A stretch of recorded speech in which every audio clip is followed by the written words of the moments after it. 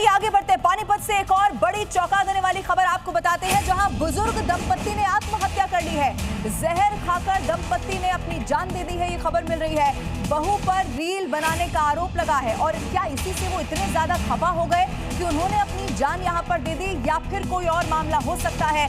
तमाम ऐसे एंगल हैं जिसके आधार पर पुलिस इस पूरे मामले की जांच पड़ताल आगे बढ़ा रही है। लेकिन एक बार फिर से देखिए, ये बहुत ही परेशान करने वाला भी मामला है कि आखिर कैसे एक बुजुर्ग दंपत्ति अपनी बहू की रील से इतना परेशान हो गया कि उसे कुछ और नहीं सूझा और इन दोनों ने आत्महत्या करके अपनी जान दे दी। क्या असल वजह यही है या इसके पीछे कोई और कारण हो सकता है? दो अलग अलग तस्वीरें आपके टेलीविजन स्क्रीन पर इस वक्त हम आपको दिखा रहे हैं। सोशल मीडिया का जमाना है, अलग अलग अकाउंट्स पर आप देखते होंगे लोग अपनी पर्सनल से लेकर प्रोफेशनल प्रोफाइल को पोस्ट करते हैं, लेकिन यही एक सास ससुर को नागवार गुजरा। उनको नहीं पसंद आया कि उनकी बहू सोशल मीडिया पर रील बनाए।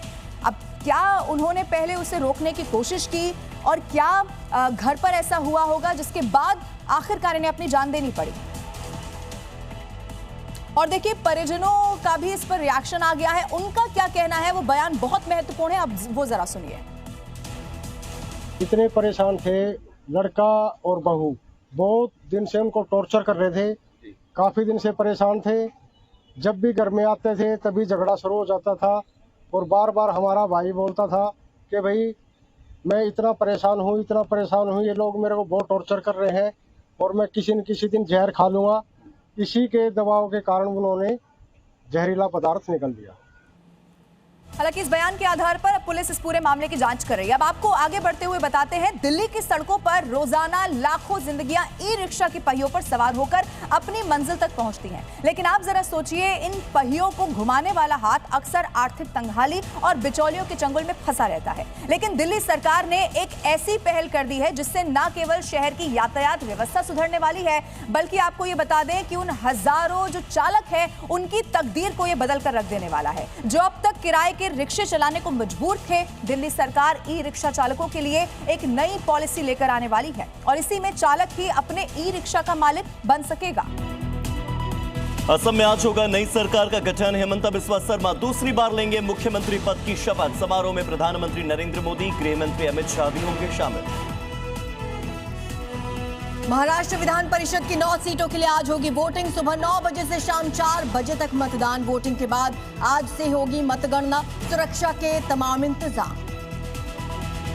तमिलनाडु में आज नई विधानसभा के अध्यक्ष और उपाध्यक्ष पद के लिए होगा चुनाव। 13 मई तक मुख्यमंत्री विजय को सदन में साबित करना होगा बहुमत। पश्चिम बंगाल में ईडी का बड़ा एक्शन। लंबी पूछताछ के बाद ममता सरकार में मंत्री रहे सुजीत बोस गिरफ्तार। नगरपालिका भर्ती घोटाला मामले में हुई गिरफ्तारी। विधानसभा चुनाव में करारी हार के बाद ममता बनर्जी ने बुलाई बैठक। टीएमसी के शीर्ष नेतृत्व के साथ पार्टी कार्यकर्ता और नेताओं की बैठक होगी। मंथन होगा हार पर, तय होगी आगे की रणनीति। उत्तर प्रदेश के मुख्यमंत्री योगी आदित्यनाथ को जान से मारने की धमकी। यूपी पुलिस की व्हाट्सएप पर आया मैसेज। उत्तर प्रदेश के चंदौली में एनकाउंटर में मारा गया साइको किलर 24 घंटे में 3 हत्याओं को दे चुका था अंजाम। मुठभेड़ में एक सब इंस्पेक्टर और जीआरपी के एक सिपाही के घायल होने की सूचना। जम्मू कश्मीर के अनंतनाग में रिहायशी शॉपिंग कॉम्प्लेक्स में आग का तांडव। भीषण आग की चपेट में कई दुकानें। ओक्लाहोमा के पश्चिमी तुलसा में एचएफ सिंक्लेयर रिफाइनरी में भीषण आग लगने की खबर। आसमान में छाया काले धुएं का गुबार। भीषण आग से पूरे इलाके में अफरा तफरी का माहौल। पेंटागन का ऐलान। अमेरिका की नौसेना की परमाणु सशस्त्र पनडुब्बी पहुंची जिब्राल्टर।